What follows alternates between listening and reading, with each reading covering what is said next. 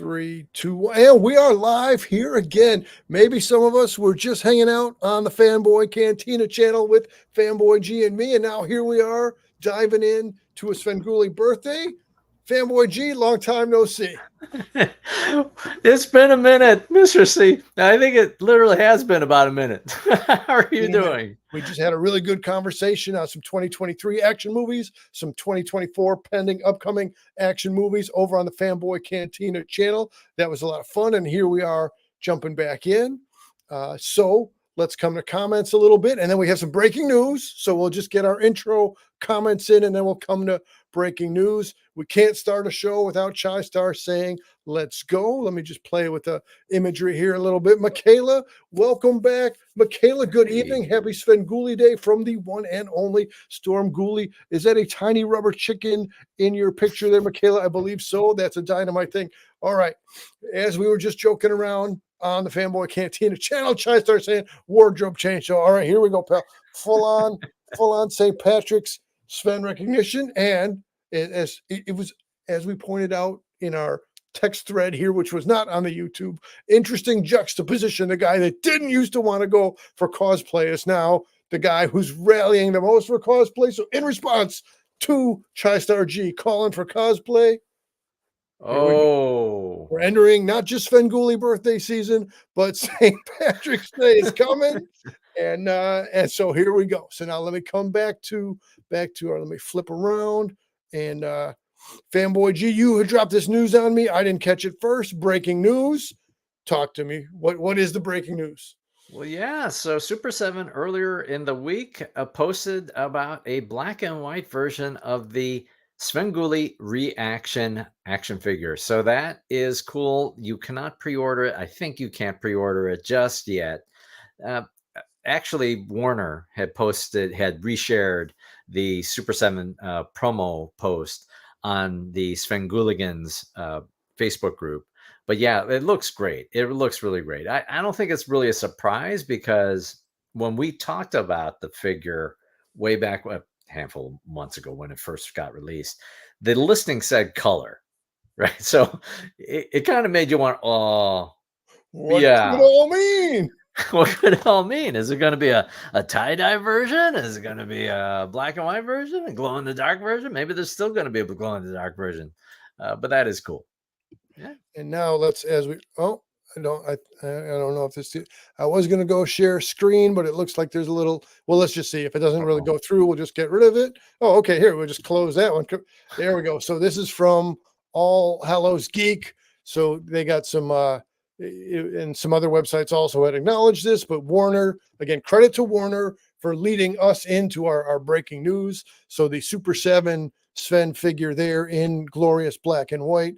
I can't wait for more details to come, but yeah, we predicted it, we expected it, and now here it is to manifest. Let me make sure I stop the share screen there, or are we already off the share screen?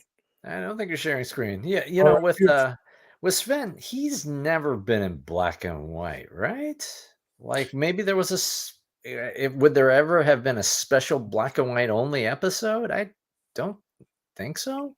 Well, as he does his inserts and the bumpers and the breaking before the commercial, after the commercial, sure. as a still shot, and then in the clutch cargo format or clutch cargo, like having a little vote. But yeah, as a pure, to best of my knowledge, there's never been a Screaming Yellow Theater episode or a Son of Svengoolie episode or a Svengoolie episode where it was coast to coast, start to finish in black and white. So this is it's cool. Familiar territory and new territory all at once. All right, let's jump. Trying to be on. What showtime? Oh, and welcome back, Nicole, again. Absolutely. And looking forward to the possibility of Nicole putting her photography work together with any of the Super 7 Sven figures. It's a beautiful thing. So, hey, maybe it's a little coincidence. Maybe it's a little, and I like to keep the wider shot here so we can see both the good old diving helmet and the Sven just on the other side of him there. But let's come over here for a little while. Let's jump into getting the photos together. And so full disclosure here, before we realized the breaking news was breaking, I thought I saw. Okay, so again from okay, so just one more cap. So this is a shot from Facebook. So the package artist for Super 7. There you go. Gee, you got it like a statue. Perfect. So Ed Repka illustration. So for all of the Super 7 Universal Monster lines and a bunch of other monster lines, and for those of us that are connoisseurs of the heavy metal genre, Ed Repka is all about going back to the 80s, has produced many an album cover for many heavy metal band, and now in his current ways, in his current station, right, says right there, my backer card art for the Super 7 Scale Svengoolie reaction figure. So right there, that's a perfect the black and white and the color right next to each other. Man, I it gives to me enhanced value to be able to see the excellent rendition of your Ed Ripkas, of your Christopher Joneses, of your Nicole Hoffs. It's a good thing to have good art along with the stuff. G, your thoughts on the package art? I would love to see a poster or a T-shirt. A T-shirt. You could have a T-shirt of that design, and it would sell well, I think. Absolutely. It's a great design. I don't know if this is a request or a review of what's already been done, post with the chicken, but hey, here we go. Here we go. Yeah, it's real good card art. Okay, again, back around. Da da da da da da. All right. So, in the vein of, let me get the picture out of the way. In the vein of in the 1989 Batman, there was one line that seemed to be a little bit differently delivered, and that was, "You want to get nuts? Let's get Mm. nuts." So here we go. This might be a little different of getting nuts than what we typically do over here. So I come to again referencing Chris Jones and the original Sven comic, or the first Sven comic that Chris Jones had worked on as a DC publication. And who do we see? And there is good old Mark Hamill wearing his Svengoolie t-shirt out of Pinewood Studios. And so Nice. now these 3.75-inch Super 7 reaction character line, figure line, is based on what was innovated by Kenner. And Mhm. back in the 80s, right? Well, let me start in the 70s. Star Wars characters came out in this side. Then came the G.I. Joe characters in the same scale, the same size.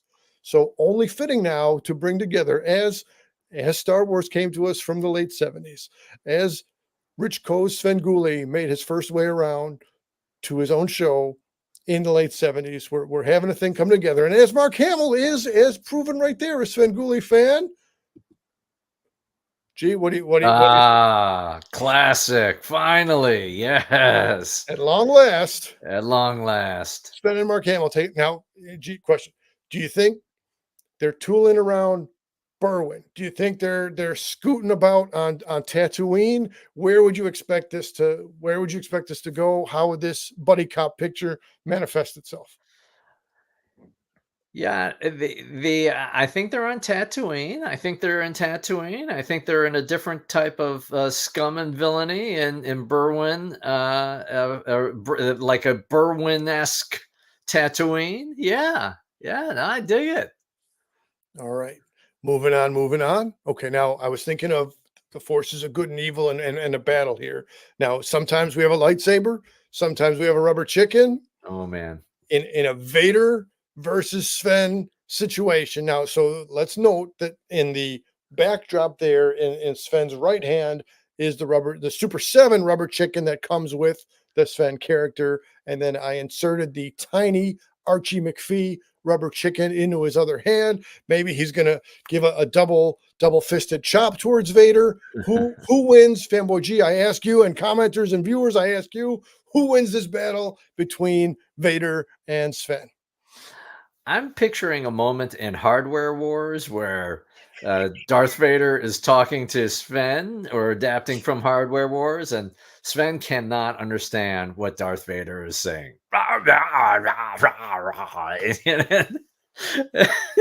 And perhaps Sven tosses the rubber chicken in disgust at at the Dark Lord of the Sith. Now, This is awesome. you just took me. We as young young people, probably when we were still single digit in our ages, Mhm. had watched Hardware Wars at your house. Yep. And so that's just an extra added bonus that you would pull that reference. That's a glorious thing.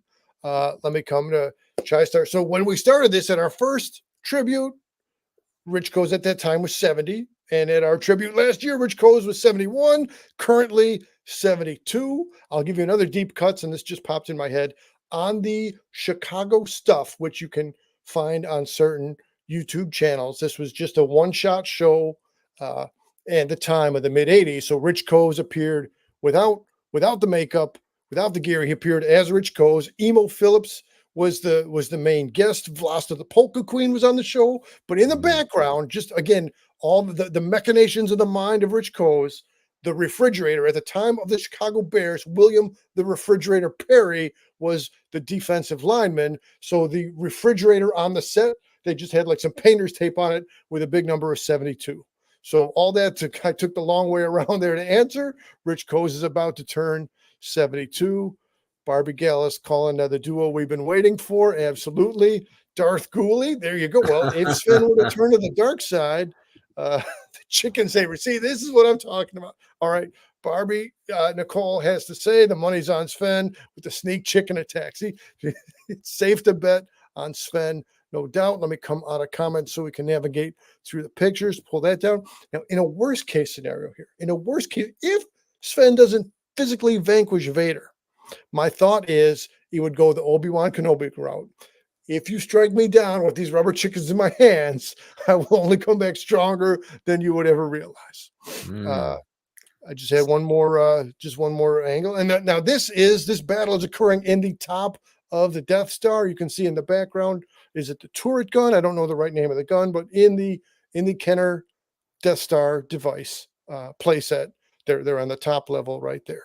Now, as we referenced, throwing rubber chickens are a big deal, and whether you got the glow rubber chicken, doubles bill as the St. Patrick's Day rubber chicken, or whether you got the conventional rubber chicken, throwing the rubber chicken is something that's been recognized. So let's see. Which, again, if we could play the Jaws theme, that would be magnificent. That would be magnificent if we could play the Jaws theme. So some of the Kenner figures are more adept at being a rubber chicken thrower, others less so. Gee, before I advance the picture, would you think Carrie Fisher, well, not the real Carrie Fisher, but would you think the figure of Princess Leia would be a solid chicken thrower, or what would your thoughts be on her chicken throwing skills? Well, if I remember right, with the Kenner Princess Leia action figure, you can barely fit the blaster in her hand. So I've got my doubts on the. Oh, you Ah, managed see to what we fit it did there? there! So Wow. she does have a tight grip. Credit to the princess for that. So then, at first, in a conventional way, she could not throw the chicken by the neck, but she was able to take the foot of the chicken. So there you go. There's Leia as chicken thrower. Very Now, impressive. here's another one. Now, again, crossing over there, the stormtrooper. He's also skilled in the art of throwing chickens, as you'd expect them to be. Now, we know they're not good targets with their blasters because they have a frequent miss.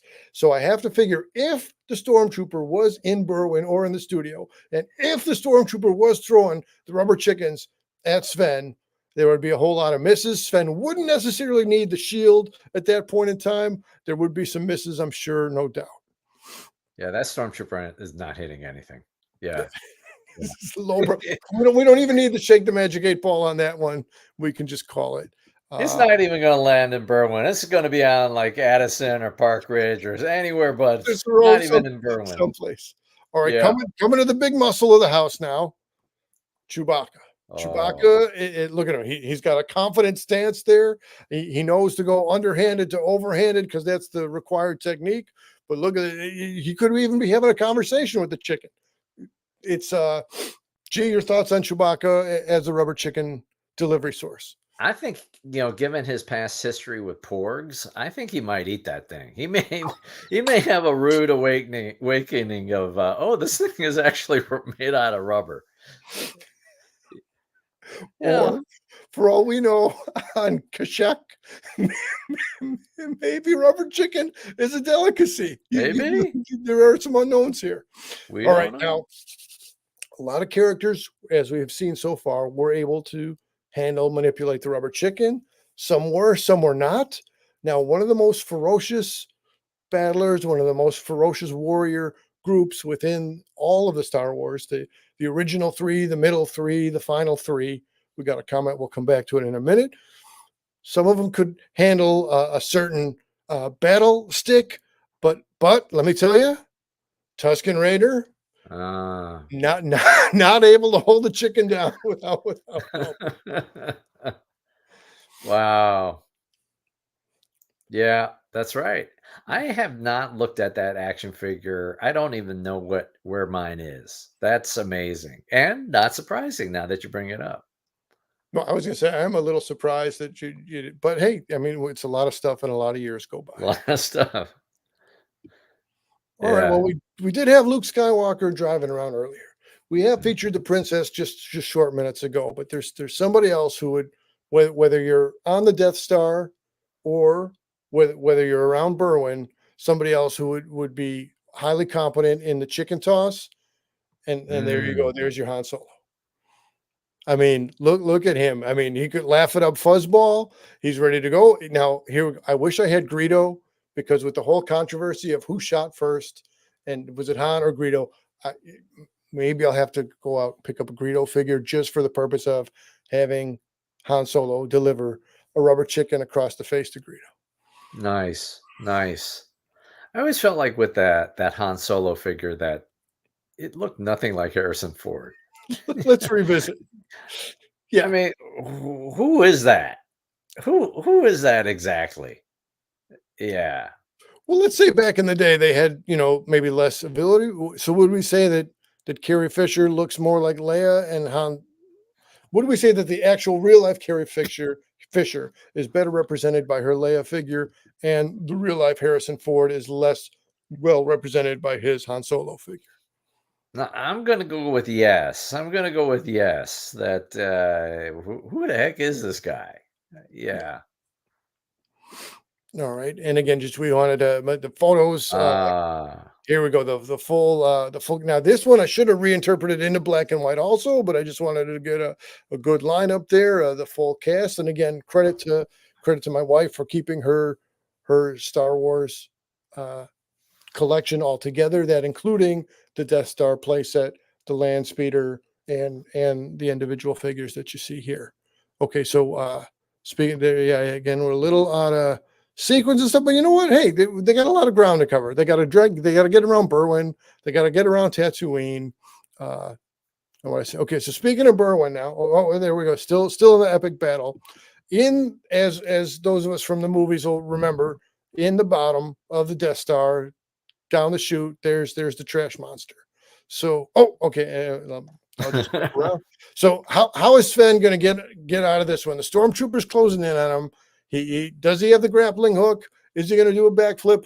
Gee, how do you think Sven would get out of getting sent down into the trash compactor? I think Sven would say, "Hey, your fly is open," and then the stormtrooper would look down, and then and then yeah, he'd quickly and easily get away. I think it Perfect. would be something as simple as that. That is some good stuff. Good stuff. What do we got here? So, oh look, it worked. Somehow he sent the stormtrooper packing. Also, now we know Sven comes in and out of the coffin, and we know that the elevator on the playset goes to all the different levels. So I thought that would be a natural transition for Sven, easy in, easy out of the. Since he has so much practice coming in and out of the coffin, he'd be skilled at jumping into the elevator, jumping out of the elevator. Very nice. All right. Very Now, nice. if Obi-Wan at the time had needed somebody else to help him out, was it turn off the tractor beam? Was Yep. that the job? All Yep. right. So there you go. Just get some rubber chicken blasting into the gears there, and lo and behold, that tractor beam will be off in a quick hurry. I'm Same. impressed with with the lighting there. That's cool. Yeah. Thanks, Phil. And again, I was trying for that conventional old school, and they don't use this style of lighting anymore currently, but it's more like conventional shot, and I don't know the correct terminology, but I think it's just uplighting where the light is lower on the ground to generate that certain shadow effect, as was done in the old monster movies. And back to Jerry G. Bishop as the original Svengoolie. Absolutely, they use that style of lighting. Let me jump over to comments here, and then I'll remember we're working through the photos. Instead of Chewie's pork jack. Oh man, that's priceless. That is Nice. glorious. That is the caller of the show level commentary right there from the Chai Star. Okay, so coming back around. So if Sven did end up in the trash compactor, though, if Sven were to end up in the trash compactor, gee, how do you think he might facilitate his escape, his exit? That's a good one. I don't know. How would he get out of it? See, I'm thinking as you just referenced with the stormtrooper that he might play a little hijinks, a little, maybe that's a little, hey, your fly is open. These are not the droids you're looking for, kind of a bit. So maybe Sven could operate some hijinks on the actual trash monster, and I would not put it past Sven that the trash monster would then come over to the dungeon and hang out, and then be able to banter with Kerwin and Tombstone and Buddy Sorrell and Sven Tooney. Maybe that's what he would do, actually. We would have Kerwin and Tombstone as C3PO and R2D2, and he would call them, and yeah, they would save the day. I think they would save the day. They would rescue Top level the stuff. Sven. Top level stuff here. Now this one, what do we got here? What is this now? Oh, okay. So there, right. I was taking the shot Ah, through the door of the trash compactor that Sven will find his way out of. Again, pictures a little out of sequence, but this was Sven looking down at the trap door before getting into, and there's a shot of the Death Star in all its glory. A couple of shots of the Death Star here coming around. So that actually covers us on the very pictures. nice. I wanted to also note for some other classic material, and I didn't set up to do the share screen yet. It might take a minute to be ready to go on that. But recently, Terror Dave, and again, terrordays.com, Dave had the opportunity to be the hand at the door, which is the end Mm, bit, the end gag for every Sven show. And Dave just did a top-notch breakdown of what was his experience to be there on the set. Also noteworthy, besides Dave's coverage, the Chris Hamby silver screen reflections. As Chris Hamby was a guest right here on this channel last week, it's a beautiful thing to have Hamby and his encyclopedic knowledge base around. But people, please do check out Silver Screens with Chris Hamby at the helm of that website and that blog. Gee, we were talking also upcoming news items coming around. So they have announced that the second comic book is going into its earliest stages of development. We don't have a oh, specific wow. release date, but absolutely looking forward to it. As I try to do my investigative reporting, I've been trying to fish around the Oh Yeah Comics guys and see if I can get Art Baltazar or Franco or anybody to offer. Now it might not be that they're not clear to announce and release the story yet, but I'm figuring as we get closer to C2E2 towards the end of April, probably get some news on that. I can't recall in the left coast, in the greater California area, Mhm. was the Svengoolie comic through the Frank Miller production house. Was that easily accessible, or was it not so much? Was it not so easy to find? Or I did in get your it. I did get it. I was able I went to Flying Color Comics in Concord, California, and Flying Color Comics is really, really important actually in the comic book community. That is the birthplace of Free Comic Book Day. They had created that day that we all celebrate, the first Saturday of May. So I went to Flying Color Comics, and it was right there. They had I was a little late, but they had a handful of comics, and so I picked it up. Yeah, I was able to get it. I don't think I can get, and I'm not a variant cover guy, so it's okay. I don't think I can get all the variant covers. I think it's just the main one. Yeah, Yeah, good and good. As yeah. I, as I mentioned a minute ago, if I can navigate this, let me see if we can get some Terror Dave right up here and do a little share and we should be looking at the Terror Dave entry now. And again, that was a real great, right? Each and every entry is a dynamite thing. But going back to February 9, at first looking at this image, I'm like, well, with the lighting, I actually didn't recognize Dave. I thought it was another character. But there's Dave's hand from the hand at the door and the famous doorway with the Karloff inspired gargoyle on the one side and the Vincent Price inspired gargoyle on the other. And again, Dave gives us a full breakdown of everything. Kerwin right there. And as you can see, just encouraging people to jump over to Terror Dave. So look at that there. So people can throw comfortably for those underhanded throws on the rubber chickens.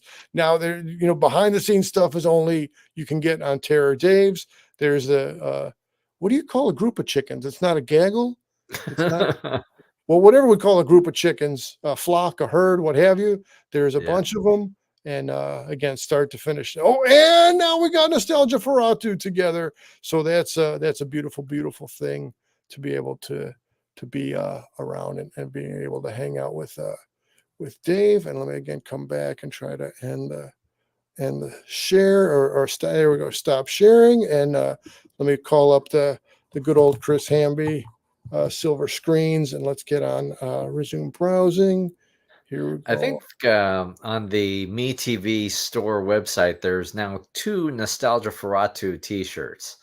I'm not sure. I'm not studying the website or the shop that often, but I think it's unique in that of the Sven crew, the new Sven crew, I think he's the only one that's got 2 shirts. So that's Well, cool. again, Bill Leff, who portrays Nostalgia Ferratu, is a longtime Chicago radio legend, and so it's great to have him both on the morning, which in full honesty, I don't see very much the morning cartoon show, but the pairing of Nostalgia Ferratu of Bill Leff and Svengoolie and Rich Coes and their character names and in their actual real names, it's a beautiful, beautiful thing. Let's Absolutely. bring up the Chris Hamby blog. Again, because this is something I've tried to set a little mini casual goal for myself is to revisit Hamby's blog more often because it's so full. Oh, look at that. Now we're at 96,800 viewers. Jeez. So again, it is as he's approaching 97,000. But again, we come to recent posts section, and right there, you're going to get a breakdown on the current movie as Sven is showing it, like nobody else, like nobody's business. So I'm scrolling a little fast here, but I'm just saying that Hamby does an amazing job. And let's go stop sharing and come back around. And let me Yeah, get us. I haven't read his latest post yet. So tonight it's 13 Ghosts on MeTV. Well, you can watch it. You can watch Sven on a screen near you. Saw on the Warner Svengooligans, Warner's Facebook group. Not quite controversy, but a lot of discussion about whether it's going to be in 3D or not. So I'm curious now. My homework will be to go to Chris Hamby's site so I can read up on what's the history on this film.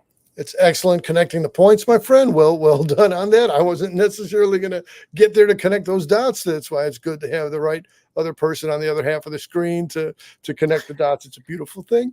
I would say that conventionally, I could see why people would be confused because when you have one red screen and one blue screen, conventionally that's an indicator of 3D. So Right. There has to be a backstory there. Let's encourage people to take a read on Hamby's blog and encourage people to watch the actual Sven show coming up Of tonight. course.